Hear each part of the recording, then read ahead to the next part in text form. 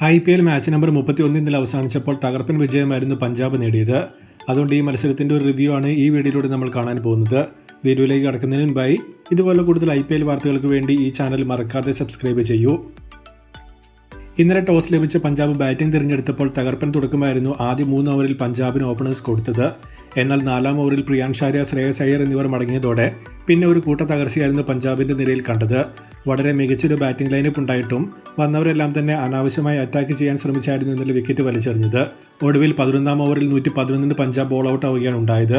സ്പിന്നേഴ്സിന് grip കിട്ടുന്നുണ്ടായിരുന്നുവെങ്കിലും 111 all out ആകുന്ന ഒരു പിച്ചല്ലായിരുന്നു മത്സരത്തിൽ കിട്ടിയത്.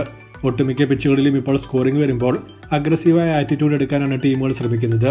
പക്ഷേ ആ ആറ്റിറ്റ്യൂഡ് ഇങ്ങനെയുള്ള ടൂപേസ്റ്റായ വിക്കറ്റിലേക്ക് എത്തുമ്പോൾ ബാറ്റിംഗ് കൊളാപ്സ് വരാനുള്ള സാധ്യത കൂടുതലാണ് എന്ന് ഈ വർഷത്തെ IPL കാണിച്ചു തരുന്നുണ്ട്. SRS ആണ് അതിൻ്റെ ഏറ്റവും വലിയ എക്സാമ്പിൾ. ഇവിടെ രഹാന സ്പിന്നേഴ്സിന് ഉപയോഗിച്ച രീതി ഇംപ്രസീവായി തോന്നിയിരുന്നു. ശ്രേയസ് പോയി ജോഷ് ഇംഗ്ലീഷ് വന്നപ്പോൾ 4-ാം ഓവറിൽ വരുണിനെ കറക്റ്റായി കൊണ്ടുവന്നപ്പോൾ ആ ഓവറിൽ തന്നെ ഇംഗ്ലീഷിന്റെ വിക്കറ്റ് വരുൺ നേടിയിരുന്നു. മാക്സ്വെൽ ബാറ്റ് ചെയ്യാൻ എത്തിയപ്പോഴേക്കും നരേൻ, വരുൺ തുടങ്ങി രണ്ടുപേരെയും അൺലീഷ് ചെയ്ത് പഞ്ചാബിനെ കംപ്ലീറ്റായി അറ്റാക്ക് ചെയ്യാൻ രഹാന ശ്രമിച്ചു. ആ 2 ഓവറിൽ 3 വിക്കറ്റ് വീണതോടെ പഞ്ചാബിന്റെ മിഡിൽ ഓർഡർ കംപ്ലീറ്റായി തകർന്നു. ഓവറോൾ ഫീൽഡിംഗും കൊൽക്കത്ത ഗംഭീരമായി തന്നെ ഇന്നലെ നടത്തിയിരുന്നു. മറുപടി ബാറ്റിംഗിലേക്ക് വന്നിട്ടുണ്ടെങ്കിൽ ആദ്യ 2 ഓവറിൽ തന്നെ ഓപ്പണേഴ്സ് പുറത്തായപ്പോൾ ഒരു ചെറിയ പാനിക് KKRന്റെ ഡഗ്ഔട്ടിൽ കണ്ടെങ്കിലും ക്യാപ്റ്റൻ രഹാനയും രഘുവംശിയും ചേർന്ന് ഇന്നിംഗ്സ് സ്റ്റഡി ചെയ്തു. ഓൾറെഡി ഈ സ്കോർ ഡിഫെൻഡ് ചെയ്യാനുള്ളൊരു സാധ്യതയും ആദ്യ ഇന്നിംഗ്സ് കഴിഞ്ഞപ്പോൾ തന്നെ ഇല്ലായിരുന്നു. 3-ാം വിക്കറ്റിൽ 55 റൺസിന്റെ കൂട്ടുകെട്ട് വന്നതോടെ മത്സരം പിന്നീട് വെറും ചടങ്ങ് മാത്രമായി തോന്നി. ഈവൻ കമന്റേറ്റേഴ്സ് പോലും 14 ഓവറിനുള്ളിൽ KKR മത്സരം ഫിനിഷ് ചെയ്താൽ 1-ാം സ്ഥാനത്തേക്ക് പോകാമെന്ന കാര്യമായിരുന്നു മത്സരത്തിനിടയിൽ ഡിസ്കസ് ചെയ്തത്. എന്നാൽ 8-ാം ഓവറിൽ ചഹൽ പന്തെറിയാനെത്തിയതോടെ കളി കംപ്ലീറ്റായി മാറുകയാണ് ചെയ്തത്. അല്ലെങ്കിൽ അനാവശ്യ ഷോട്ടുകൾ കളിച്ച് കൊൽക്കത്ത കളി മാറ്റി എന്ന് പറയുന്നതാവും എളുപ്പം. കാരണം 9 ഓവറിൽ 71-3 എന്ന നിലയിൽ പിന്നീട് സിംഗിൾ ഇട്ടാൽ മാത്രം ജയിക്കാമെന്ന പൊസിഷനിലായിരുന്നു കൊൽക്കത്ത ഉണ്ടായിരുന്നത്.